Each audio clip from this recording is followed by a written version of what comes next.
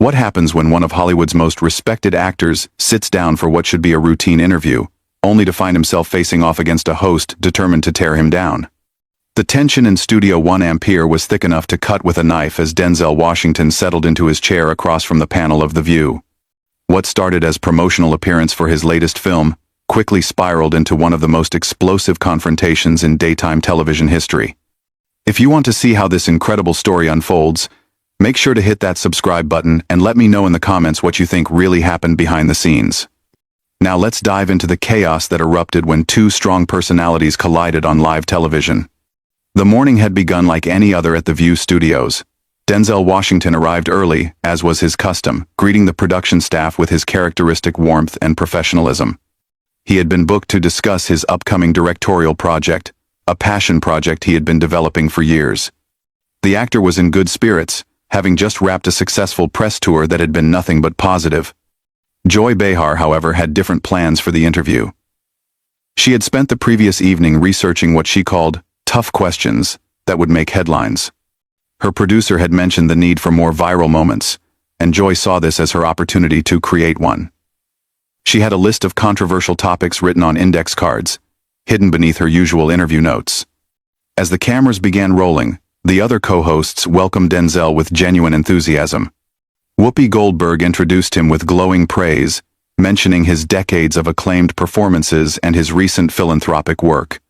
The audience applauded warmly as Denzel smiled and waved, completely unaware of what Joy had planned. "Denzel, it's always wonderful to have you here," Whoopi began. "Tell us about this new project you're directing." Denzel leaned forward, his eyes lighting up as he began to speak. "Well, Whoopi, this film has been a dream of mine for over a decade. It's the story of a young man in the 1960 seconds who overcomes incredible odds to become the first in his family to attend college. It's really about hope, perseverance, and the power of education to transform lives." The other co-hosts nodded appreciatively, asking thoughtful follow-up questions about the casting process and the challenges of period filmmaking. Denzel was in his element, speaking passionately about the project that clearly meant so much to him.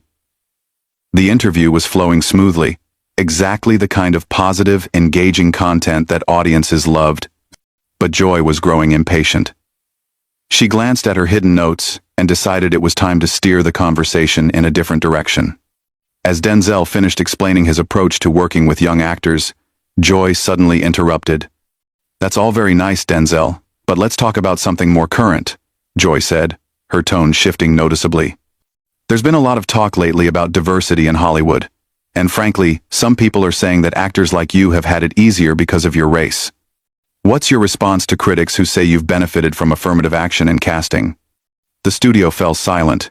The other co-hosts looked uncomfortable, clearly not expecting this line of questioning. Denzel's expression remained composed, but those who knew him well could see the slight tightening around his eyes. "I'm sorry, Joy, but I think there might be some confusion in your question," Denzel replied calmly.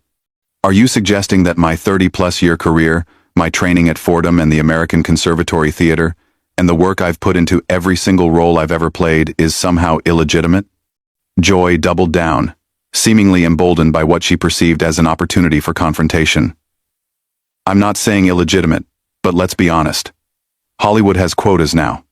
There's pressure to cast people of color. Don't you think that's given you advantages that other actors don't have?" The tension in the studio was now palpable. Audience members shifted uncomfortably in their seats. Whoopi tried to interject, but Joy continued before she could speak. "I mean, when you won your Oscar for Training Day, wasn't that really about Hollywood trying to make up for past discrimination rather than purely about your performance?" Denzel set down his coffee cup slowly and deliberately. When he looked up at Joy, his expression was still controlled, but there was steel in his voice. "Joy, I want to make sure I understand what you're saying. Are you telling me that my Oscar was some kind of consolation prize?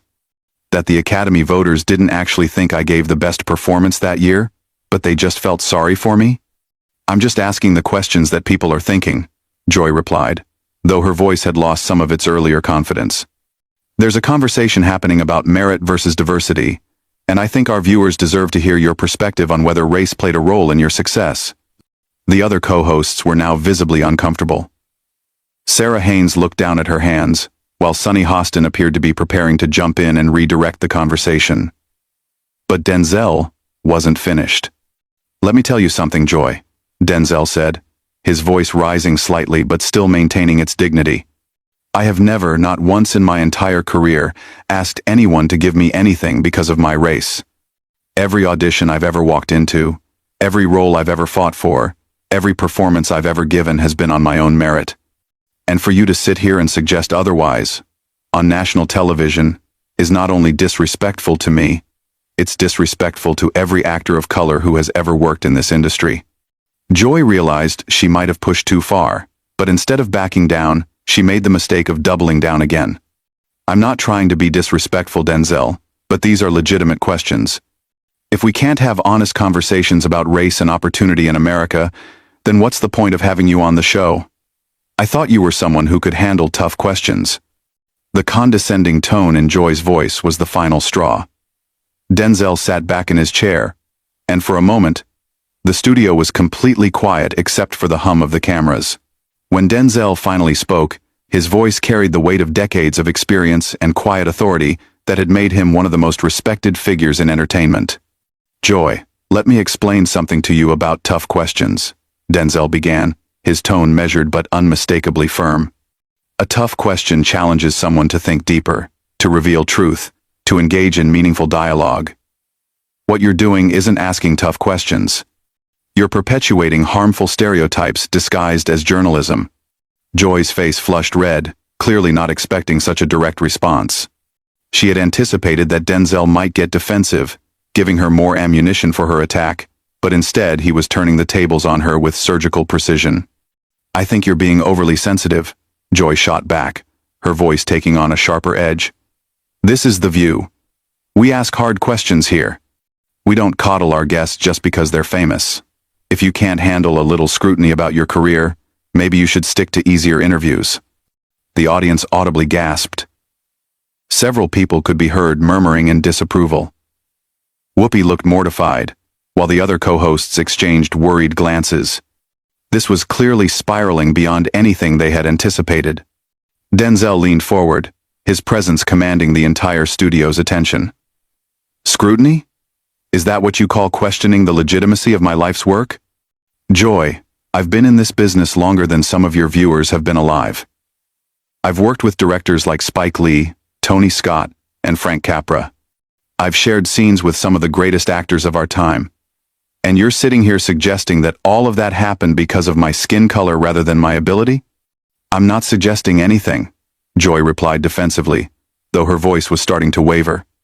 "I'm asking questions that reflect what some people in America are thinking.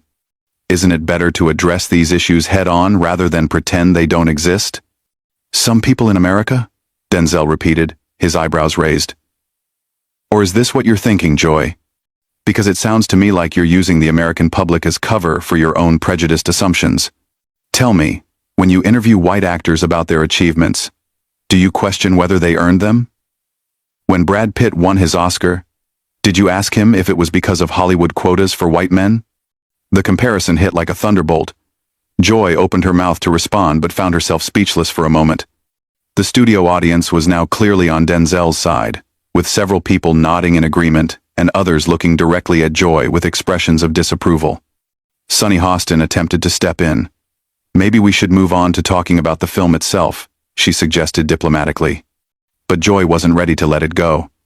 Perhaps feeling cornered, she made another crucial mistake. "Look, Denzel, I've been doing this job for years. I've interviewed presidents, world leaders, and countless celebrities. I know how to ask the right questions to get to the truth. And the truth is that Hollywood has changed, and there are opportunities now that didn't exist before." "The truth?" Denzel's voice rose slightly, though he maintained his composure. "Joy, let me tell you about truth. The truth is that I auditioned for Malcolm X and was told I wasn't right for the role of a black historical figure. The truth is that I spent years fighting to get serious dramatic roles because casting directors saw my skin color and automatically assumed I could only play criminals or sidekicks. The truth is that I've had to work twice as hard and be twice as good just to be considered equal." He paused, letting his words sink in before continuing. And now you want to sit here and tell me that I've had it easy? That my success is somehow unearned? You're not asking tough questions, Joy. You're perpetuating the same ignorant attitudes that I've been fighting against my entire career. Joy's face was now noticeably red, and her usual confidence had evaporated. But instead of acknowledging her mistake, she chose to escalate further. I think you're twisting my words, Denzel. I never said you had it easy. But you can't deny that there's been a push for diversity in recent years that has created new opportunities. New opportunities. Denzel stood up from his chair, his full presence now commanding the studio. Joy, I won my first Oscar nomination in 1987 for Cry Freedom. That's over 35 years ago. I've been building this career since before diversity was even a conversation in Hollywood boardrooms. Every single achievement in my career predates whatever recent push for diversity you're talking about. The other co-hosts were now visibly uncomfortable with how far Joy had taken this. Whoopi was shaking her head slightly, while Sarah looked like she wanted to disappear into her chair. The studio audience was completely silent, hanging on every word of this extraordinary confrontation.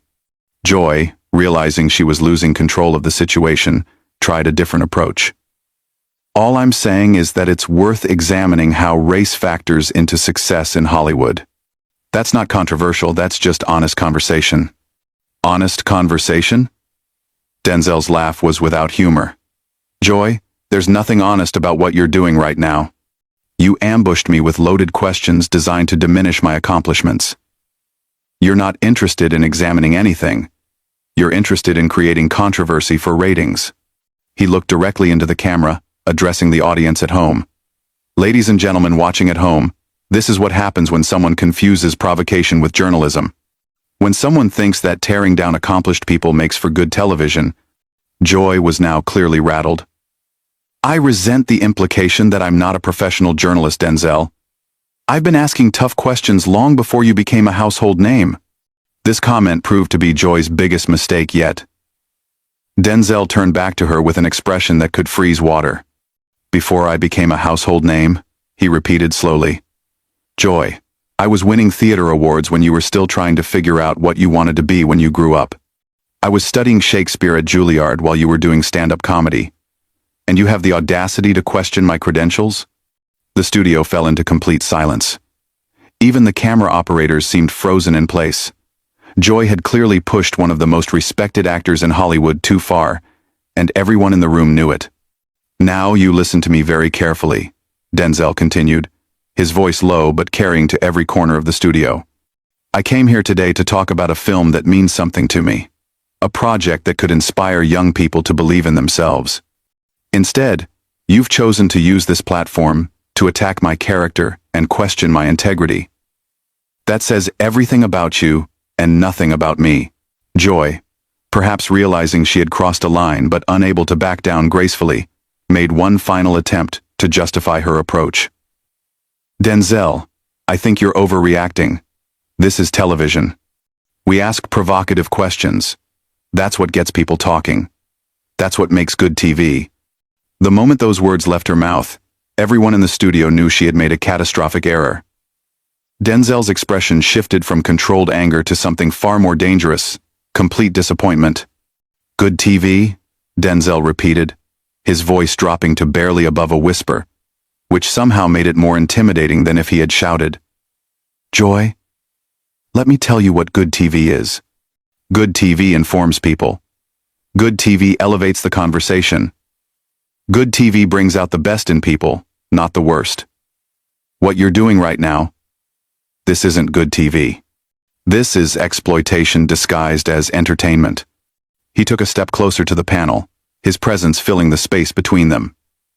You think attacking a guest's integrity makes for good television? You think diminishing someone's life work creates compelling content? That's not journalism, Joy. That's tabloid trash. Joy's voice became defensive and shrill. I've been in this business for decades, Denzel. I know what works. I know what audiences want to see. They want real conversations, not fluff pieces where everyone just smiles and promotes their latest project. Real conversations? Denzel shook his head in disbelief. Joy, you wouldn't recognize a real conversation if it walked up and introduced itself to you. A real conversation requires respect, curiosity, and genuine interest in learning something new. What you've done today is ambush journalism at its worst. Whoopi finally found her voice and tried desperately to salvage the situation. Maybe we can all take a step back here and... But Joy cut her off, apparently determined to have the last word. I'm not going to apologize for doing my job, Denzel. If you can't handle being challenged, maybe you should reconsider doing live television interviews. The audacity of this statement left the entire studio stunned. Even Joy seemed to realize immediately that she had gone too far. But the words were already out there, recorded for posterity. Denzel stared at her for a long moment, then slowly nodded his head. You know what, Joy? You're absolutely right about one thing. I should reconsider doing interviews like this. Because what you've shown me today is that some people in this business have forgotten what professionalism looks like. He turned to address Whoopi and the other co-hosts.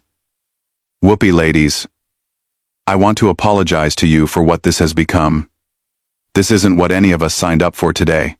You invited me here as a guest, and I respect this show and what it usually represents.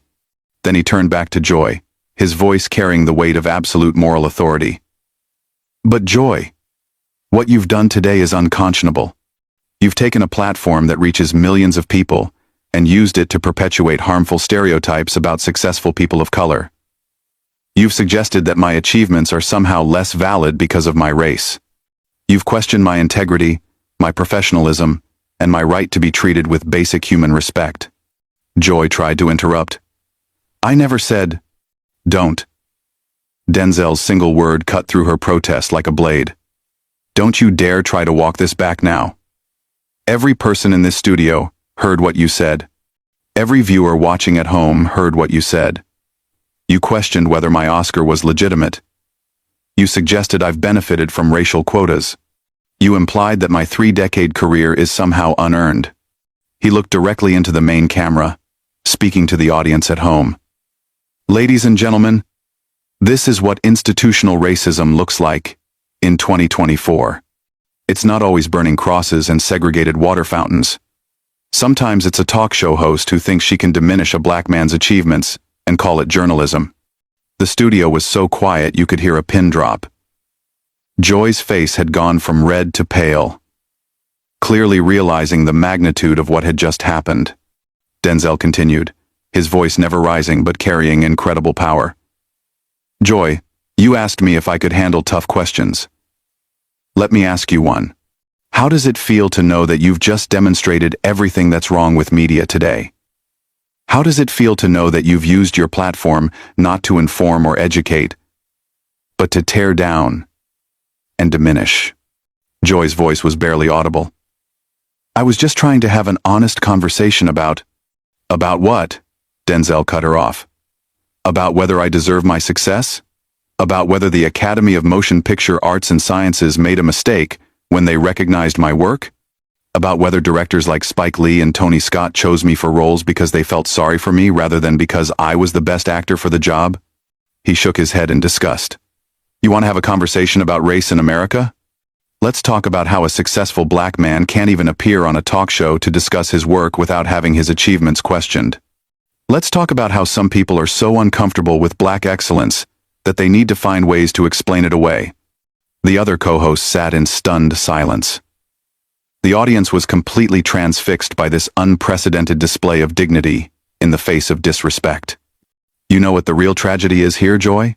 Denzel continued. You had an opportunity today to have a meaningful conversation about storytelling, about the power of film to change hearts and minds, about the importance of representation in media.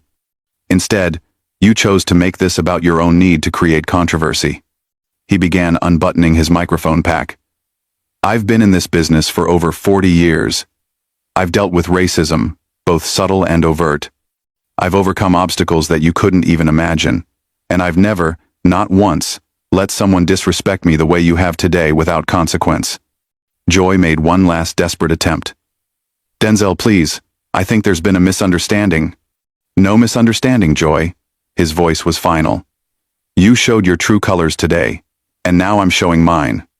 I don't have to sit here and be insulted by someone who mistakes ignorance for insight. He handed his microphone to a stunned production assistant and looked one last time at Joy. You want to know what makes good television? Treating your guests with respect. Something you clearly never learned. As Denzel walked toward the studio exit, Whoopi called after him. Denzel, please. He turned back briefly, his expression softening toward the other hosts. Whoopi, this isn't about you or the show. This is about someone who forgot that behind every success story